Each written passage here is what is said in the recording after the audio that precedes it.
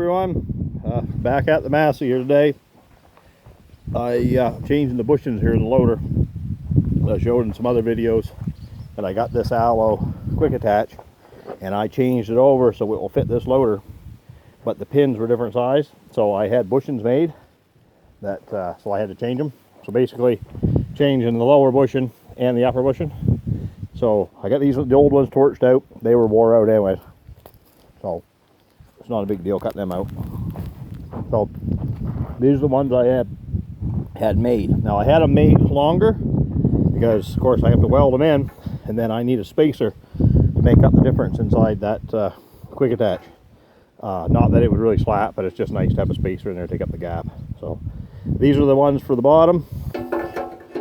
Got to cut them off, line them up where I want them, and then I'll put the quick attach on, get the pins all lined up, and then we'll weld her in. And same with the top. Take the zip wheels, cut these off, extend the cylinders right out as far as I can get them. You wrap the shaft up good with a nice, wet cloth, keep them from heating up. And that's the biggest thing. You don't want your shaft heating up too far up, and then you end up burning your packing out. I've been through that before, so anytime I do them, that's usually how I do them. You just kind of keep them cooled off, keep the garden hose close by, and put your new bushings on and weld them on. You can do it that way if you're careful. You don't have to take the cylinder all apart. So these are going to be the new ones here. Same thing. Got to cut them off for that spacer, and a little bit of fitting, but it'll go on. Just one of them things, right? So the other ones, they pin the grease fitting is in the pin, so I get to use the pins that came with it, right?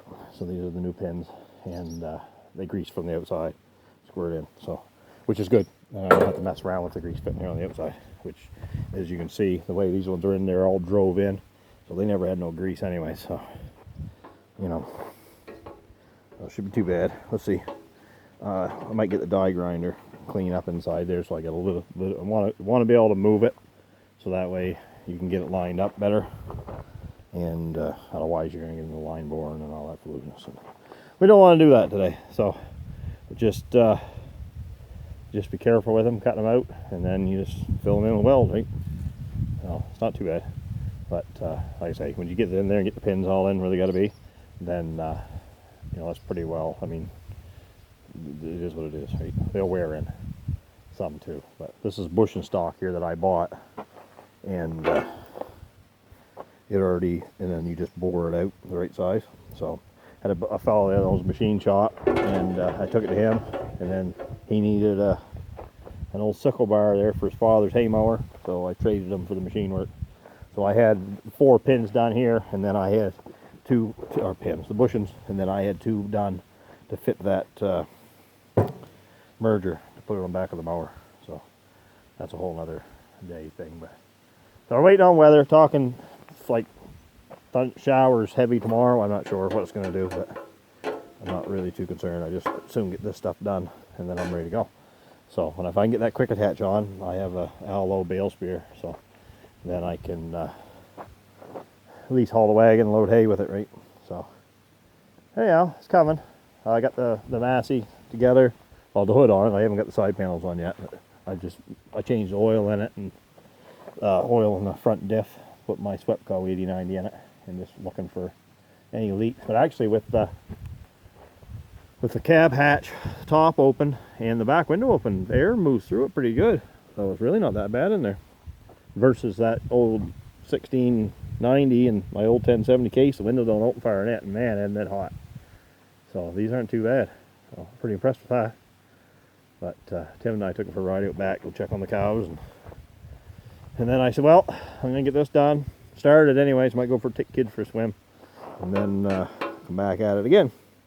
So I did have to shave down quite close, not much meat here on the bottom, but it'll fill in, it'll be all right. These aren't very heavy anyways, not a heavy loader, but anyways, they're kind of reinforced here in the bottom, or bottom side of it, where they roll in. I guess that's how they get their strength, but anyhow, fill it all in good, it'll be all right. Brakes, weld her again, that's how it is. So anyway, we'll get them cut off and line them up, put everything in place, and see where we are. So it's it's not that bad a job, just a matter of doing it. But I'm getting low in oxygen, so I'm glad I got them cut off. And then the other bushings I'll do here with the zip wheel anyways. So take them, trim them all out nice and get them off, and then clean her up good and lay a good bead in her, and she won't come apart. So we'll talk at you later.